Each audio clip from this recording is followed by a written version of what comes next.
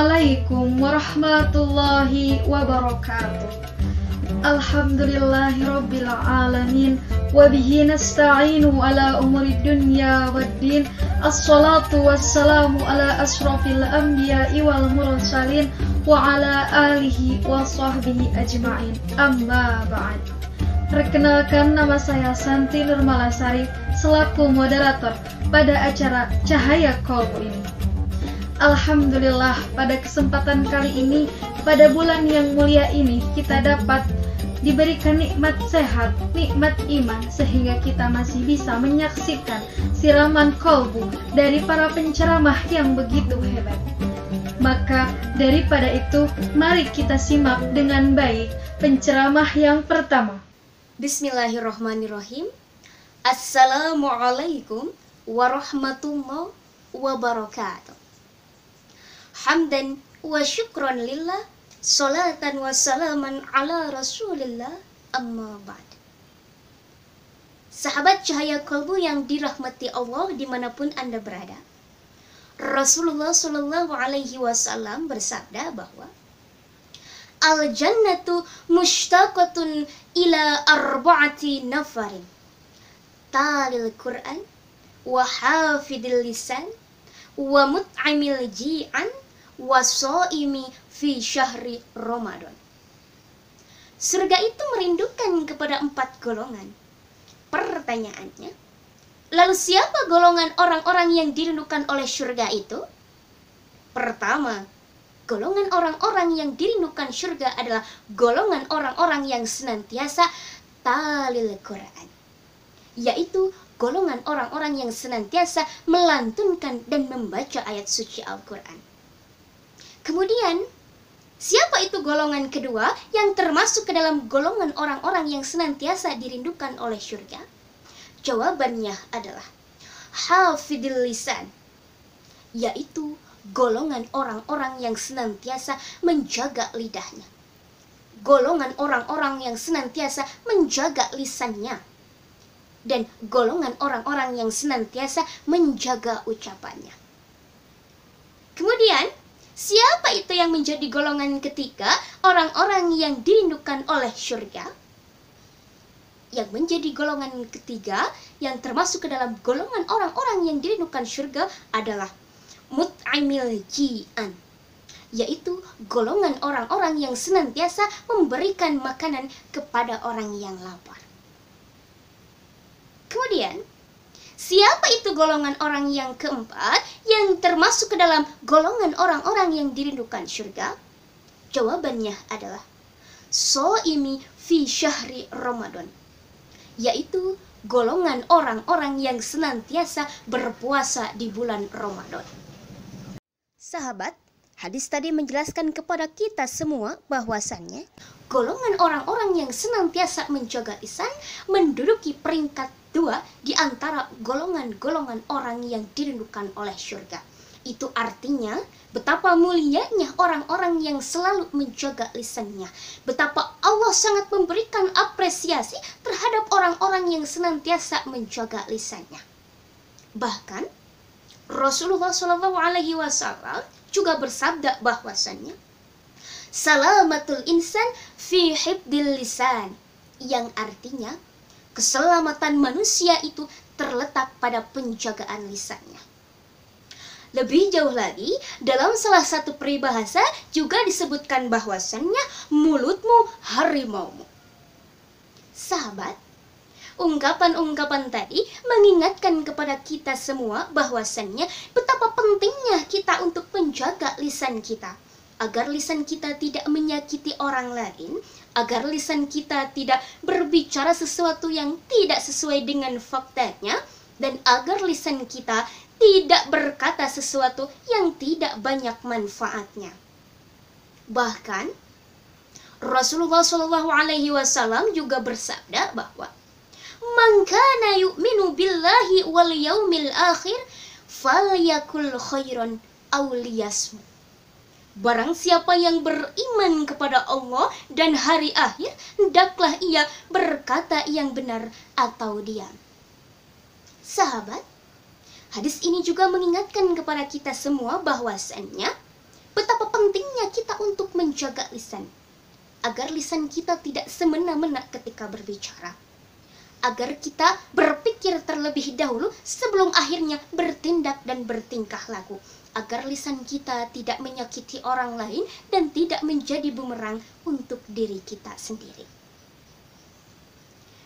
Namun faktanya terkadang, mohon maaf, karena merasa diri paling benar, merasa diri paling hebat, dan merasa diri paling sempurna, bisa dengan seenaknya berkata dan berucap kepada orang lain, sehingga orang lain merasa sakit hati. Sahabat, hati-hati dengan lisan kita. Jangan sampai lisan kita menyakiti hati orang lain. Sebab hati orang lain itu ibaratnya adalah sebuah kaca. Jika kaca itu pecah, ketika dilem dan direkatkan kembali, mungkin akan rekat kembali, akan tetapi bekas retaknya itu masih akan tetap terlihat. Begitupun dengan hati seseorang yang kita sakiti. Ketika kita menyakiti hati orang lain, ketika lisan kita menyakiti hati orang lain, lalu kita meminta maaf kepadanya, kemudian dia memaafkan kita, mungkin dohirnya dia memaafkan kita, akan tetapi di dalam hatinya masih akan tetap berbekas sakit hati yang pernah ia rasakan. Ibaratnya, jika pedang melukai tubuh, masih ada harapan untuk sembuh. Tetapi jika lisan melukai hati, mau kemana obat dicari? Untuk itu, hati-hati dengan lisan kita. Jangan sampai lisan kita menyakiti hati orang lain. Yuk kita sama-sama jaga lisan kita, agar lisan kita tidak menyakiti hati orang lain, agar lisan kita tidak berucap sesuatu yang tidak ada manfaatnya, dan agar lisan kita tidak menjadi bumerang untuk diri kita sendiri. Mudah-mudahan Allah Subhanahu wa Ta'ala senantiasa melindungi kita dan kita bisa lebih menjaga lisan kita dengan lebih baik lagi. Alhamdulillah, mudah-mudahan ada hikmah dan manfaatnya. Mohon maaf atas segala kesalahan dan kekurangannya. Wassalamualaikum warahmatullahi wabarakatuh. Alhamdulillah, penceramah yang pertama begitu sangat jelas dalam memaparkan materinya. Untuk menambah ilmu dan pengetahuan kembali, mari kita saksikan dan pahami penceramah yang kedua. Assalamualaikum warahmatullahi wabarakatuh. A'udzubillah, bismillah, alhamdulillah, wassalatu wassalamu ala rasulillah Muhammad ibni Abdillah wa ala alihi wa sahbihi wa mawalah, wala haula wala quwata illa billah. Asyhadu an la ilaha illallah wahdahu la syarikalah wa asyhadu anna sayyidana Muhammadan abduhu wa rasuluhu la nabiyya wa la rasula ba'da. Allahumma shalli wa sallim ala sayyidina Muhammad wa ala alihi Muhammad. Ayyuhal hadirun wal hadirat rahimakumullah, ittaqullaha haqqa tuqatih wa la tamutunna illa wa antum muslimun. Amma ba'd. Hadirin jamaah semuanya dimanapun berada, pertama-tama dan yang paling utama, marilah kita sama-sama untuk senantiasa memanjatkan puji beserta syukur kita kehadirat Allah yang Maha Ghafur, karena atas berkat, kudrat dan rahmatnya, alhamdulillah kita semuanya sampai hari ini masih bisa diberikan kesehatan, diberikan kenikmatan, diberikan kesempatan. Untuk khusus nikmat yang paling besar yang Allah berikan sebagai Sang Khalik yang menciptakan kita kepada kita, yaitu sebagai makhluk yang diciptakannya, yaitu nikmat iman dan Islam. Selanjutnya, salat dan salam semoga tetap berlimpah curahkan kepada panutan kita, baginda alam Nabi besar Muhammad Sallallahu Alaihi Wasallam, kepada keluarganya, sahabatnya, tabi'in, dan terkhusus kepada kita selaku umatnya sampai akhir zaman, yang mudah-mudahan mendapatkan syafaatul uzma di yaumil kiamat nanti. Amin Allahumma ya rabbal alamin. Hadirin jamaah yang sama-sama mengharapkan rahmat dari Allah Subhanahu wa Ta'ala. Allah Subhanahu wa Ta'ala berfirman di dalam Al-Qur'an, A'udzubillahi minasyaitonirrajim. Ya ayyuhallazina amanu zkurullaha dzikran katsiran. Shadaqallahu a'lam. Ikhwanul muslimin dimanapun Anda berada, Allah Subhanahu wa Ta'ala memerintahkan pada kita sebagai orang yang beriman, ya ayyuhalladzina amanu dzkurullaha, berzikirlah kepada Allah ataupun ingatlah Allah. Senantiasa kita harus mengingat Allah. Zikron kasiro, berzikir dengan sebanyak-banyaknya, mengingat Allah dengan sesering-seringnya. Karena ketika kita senantiasa mengingat ataupun zikrullah, zikir kepada Allah, maka jaminan Allah yang akan berikan kepada kita selaku umatnya, Allah akan memberikan ketenangan. Itu salah satu fadilah ataupun kunci dari berzikir, yaitu kita diberikan ketenangan oleh Allah Subhanahu wa Ta'ala. Dan berbicara tentang ketenangan ini nikmat yang sangat besar para hadirin semuanya yang Allah berikan, karena tidak semua orang setiap detik, setiap menit, setiap jam, dan setiap harinya merasakan ketenangan. Oleh karenanya kita semuanya sangat dianjurkan untuk memperbanyak zikir kepada Allah Subhanahu wa Ta'ala.